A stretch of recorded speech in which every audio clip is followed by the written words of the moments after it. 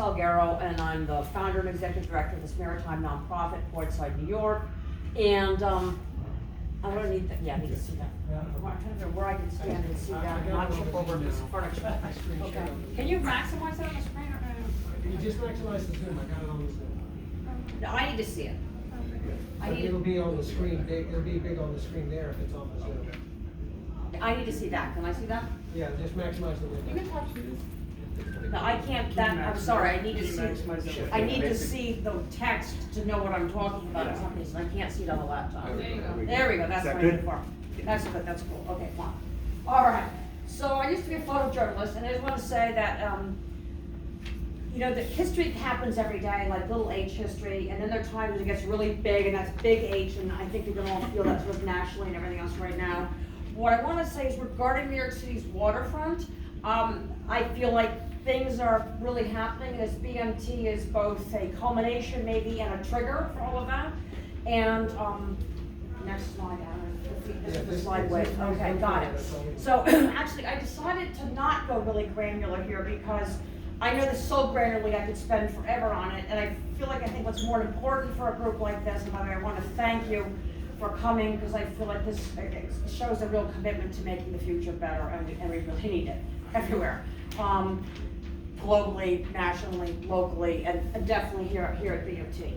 So what I was going to do is deal with sort of more process, governance, democracy kind of issues, not like the problem with this pier is this and that boat can go there. I could do that if you want that, but I'm not doing that to you tonight, okay? So I have been using this phrase at the EDC. We all know that kicking the hornet's nest. The EDC has made a hornet's nest and then kicked it in a couple of months. And so there are a lot of concerns with with what they're doing and about the process, the speed, and even the plans themselves. And so there's a big history here of the EDC not doing well by Red Oak, meaning they made a lot of promises, including a bigger, better home for Portside, did not deliver, promises about jobs.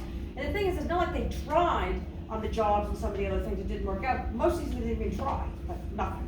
You know, the shore power, they did put that in, but it didn't work, but they avoided answering for years. So about the process, there's a lot to be said here, and given the folks like you interested in politics, we could spend all evening on just this. But this is a list. I'm not going to read all the things. I can make this PowerPoint available to anybody who wants it afterwards. But it's really not democratic at all. The idea that the community's representatives are selected by the EDC, not by the community, is, for most people, really shocking. And it's all divvied up into silos, and they've come up with all these schemes to how they control a meeting, whether it's a public meeting or whether it's the advisory group that you're like the advisory group. And one of the strategies they use, they speak most of the meeting. Their presentation will go on, you have a little sliver of time. One meeting, as I mentioned here, public workshop number 4, held in the Brooklyn Cruise Terminal, a cavernous space. They held the presentation in a meeting, in a room that was not too much bigger than this, so most of many attendees who wanted to hear it couldn't get in the room. I mean, just, as somebody pointed out, was it you, Peter? Someone said, they obviously knew how many people to plan for because they had enough sandwiches, but they didn't have a big enough room. Next, Alan. So, are people here familiar with the terms misinformation and disinformation? Yes. Anyone not? So as a former journalist, I use these terms a lot, but I realized somebody said no jargon, so I thought I'd clear it up. So both. Now, I didn't have time to get an image of a fire hose, which I planned to describe the sheer fire hose of documents they're putting out. No one person, I think, can possibly follow all of us, even us voracious readers. And so I think in their speed or whatever, you know, there's just plenty of things that are just like wildly wrong. But other things that really smell like deliberate misrepresentation, which is disinformation of things like that. One of them is that our organization is generally erased. By the way, we are a problem tenant. I used my journalism skills finally in late 2022 to launch a campaign, Rethink EDC, describing, I tried to do it constructively, what's wrong and how to fix it, which made me and Portside not very popular. So there's a long list, even more than here. Next, so the speed. This is crazy fast. I mean, they had a public, what they called a webinar to orient the public in August as to how this would go, and they expected their public engagement would be finishing in early of this calendar year before they'd even had formulated plans. And, the reaction, honestly, I described this has really become what the fuck. And I think we're in stage what the fuck right now, evolved what the fuck. And so, It's particularly shocking that it would proceed this fast because this is the city's largest land acquisition in decades. It is a very complicated piece of property in terms of its geography, its physical condition, what's there now, what could go there. It also has an awful lot of potential, but it's not like a rectangular lot, like in a city block, that everybody goes, oh yeah, I can see the 5 uses for that, and there we are. I mean, this is admittedly a complicated piece of property. Significantly, now some people, even the borough president, who I much admire, is referring it to as the Brooklyn's last working waterfront. That's not the correct phrasing. It is the last deep water port. It is the last container port, and I stress that because we could not launch a marine highway tomorrow if we had no working waterfront in the city. We have working waterfront. The difference here is deep water means big ships, okay? Next. So, the plans themselves of the EDC has evolved by now have got us to the WTF phase. So, and that really hit in December when they unfurled this idea that housing, massive amounts of housing, luxury housing would be used to pay for infrastructure and industrial activity and community benefits. And I should be careful with more community benefits because they've now proposed over $1 billion with a B dollars worth of community benefits to people. But this is some ideas of the things that are really concerning people. So housing at all, you know, in the working waterfront, housing in a flood zone, housing, I didn't put here high water table. You know, there's the sewer shed is kind of maxed out. So they began to propose all this housing without any studies, you know, manifesting any signs that they can study any of those kinds of issues. So the idea that luxury housing would be paying for, you know, civic good. So there's a long list, again, even longer than this. But for those of us who are in maritime, and Portside is nonprofit maritime, but this is such valuable maritime land. This is kind of, you should not do this at all with housing. You should definitely not do it at this kind of pace. And the city doesn't have a comprehensive maritime or industrial plan. So, like, not now, you can't do it that way. It just makes no sense. Now, there is a sensitive point down there at the bottom of the neighborhood. Red Hook has New York City's second largest NYC development, Brooklyn's largest, and it's one of the oldest, and the interior condition is often dreadful.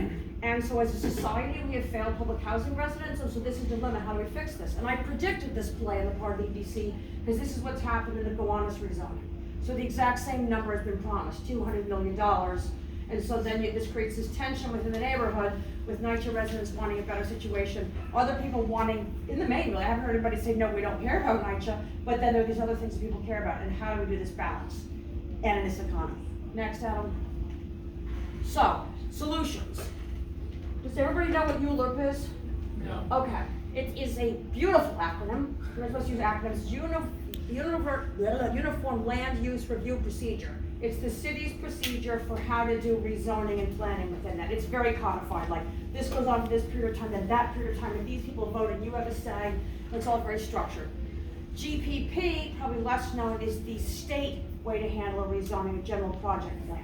So I think a lot of us do. What they're doing is kind of, there's a hack. They're finessing this here. It's just the Port Authority owns the property, it's considered state. They're trying to use the state plan for what will become city property, as opposed to making it city property and then using the city plan. And the GPP doesn't have those guardrails and protections. So, and as people, the whole process is beginning to smell fishy. And so people maybe didn't have a position at the beginning, but as we're at the WTF phase, another acronym, I think people are really wanting more ULURP. I have to say, there is a question for me, which is if there's no rezoning, I'd love to hear Alexa's answer on this. If there's no rezoning at all, what's the process to be used? Is there a process? You know, that question only occurred to me as I made this terrible PowerPoint. So, and because of the hornet's nest that I mentioned earlier, there is by now at this stage such a lack of trust and frankly high level of agitation that everything is getting very emotionally charged. So another solution is, for those of us in maritime that I want to convert you all to, is creating a city agency for maritime. Adam. So New York City had one for over 100 years. If you look at the Department of City records, the name changed, there were many names, but it was dealing with docks and piers and wharves and ferries and the boats and the infrastructure and everything else. And the last iteration of it closed in 1991, also the year that the EDC was formed.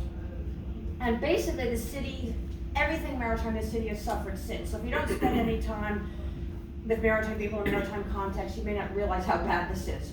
But New York City is notorious on the eastern seaboard for being boat unfriendly. And that's everything like, you know, historic ships, up, sail, things like that struggle to come here, boats transiting, little ports. I remember the day we got a phone call from Greenpeace. internationally famous Greenpeace was looking for help trying to get a pier, and I thought, man, I know it's bad, but Greenpeace can't find a pier? You know, it's just, and we've physically designed a waterfront that doesn't work for boats, but New York City's waterfront has for several decades now been planned, designed, and managed by people who are not in maritime. So these large parks that are run, new parks by authorities, they generally don't have no senior person has any maritime expertise or whatever, and so you end up with this bad thing. So in the case of the EDC, it's particularly bad because of what I call EDC-itis. Certainly relative to BMT, they have a conflict of interest because the EDC, in the way that jumboized, thanks to Bloomberg, now does many things for which we have city agencies. The EDC is doing rezoning, the EDC is building housing, the EDC is doing construction.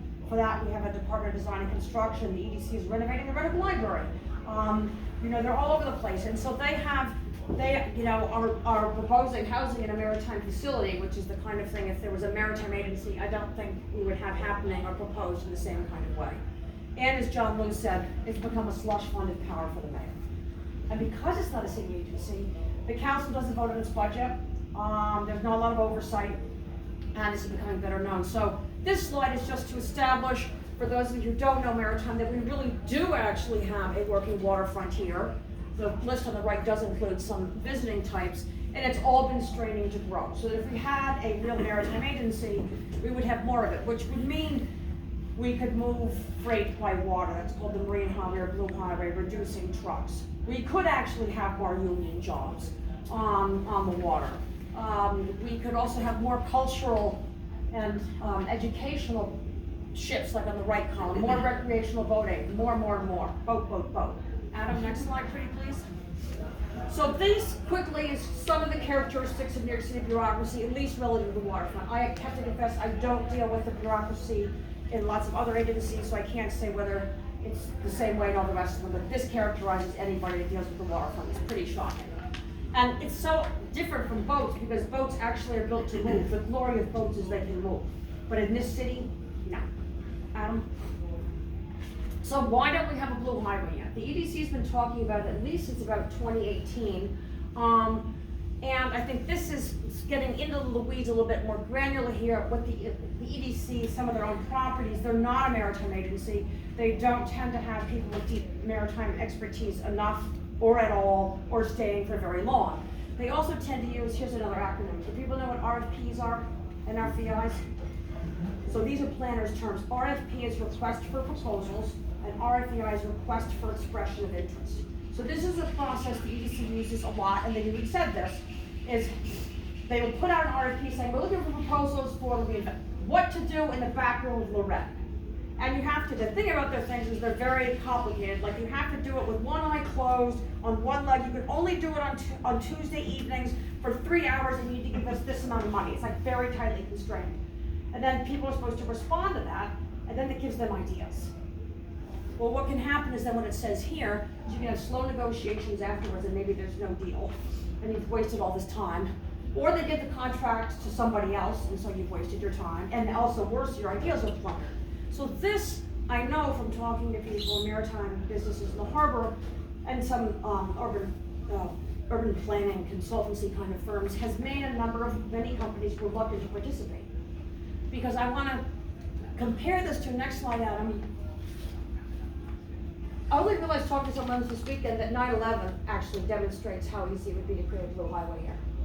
Now, who here knows about the maritime response to 9/11? One person.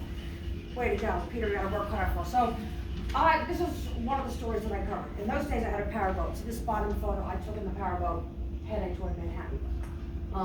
The first tower's down, the second's about to go. So what happened that day was mariners are trained to respond to vessels in distress, not to people on an island in distress. But they did it. And they showed up, and they know where they can go, how deep their boat is, where they can possibly go somewhere else, and they just invented it on the fly. 750,000 people were evacuated that day, 9 hours was the final time, most of them in 3 hours. It was incredible. And next, they also immediately started supplying ground zero. I turned around at one point And there comes when someone has to be a college kid pushing a shopping cart with like Gatorade face masks and Snickers bars who just come in, you know, from the waterfront. So that's what the seawall looked like as I approached with thousands of people ready to go. Next down, ferries, tugboats, whatever. Everybody showed up next. This is clambering on off the retired fireboat Harvey next. So, this is an example. The marine industry, the city was gonna truck all the rubble out. That was gonna take 2 years, spread toxic dust, clog the roads, yada, yada, yada. So this is like kind of what last mile's done to us now, all the stuff you have to move, except it's not as toxic. So the marine industry said, no, you can move this out by water. And they managed to convince them. The city, in a time of emergency duress, listened to the maritime industry. So 2 barge ports were put in, Wall Street where the heliport is, and over at Pier 25 in Hudson River Park. Boom! They cleared it out in 8 months. The city eliminated the barge ports, even though people said, you know, you should keep these now because they're really useful for the following. No, they got rid of them. So then in 2024, 22 years later, 23 years later, the EDC puts out an RFP, your new acronym, to put a marine highway port back on one of those locations. I'm like, duh, next. So, Dan Gottschalk, who used to work at Portside, said, if maritime is a language, New York City was once fluent. So we have many people here who speak the language, everybody else has to learn it, the city government has to learn it, and so next, one of our big pushes now is creating this agency for the waterfront, which I think would really help BMT, but would help lots of other things like that. And what I forgot to put is we've got a blog post. For those of you, if you want to get into granular in the weeds with BMT, we had it there. And we posted it in our social media. We can refer you to other accounts that are on it more, more than we are, because we have to do other things besides BMT. So I think I probably went over time.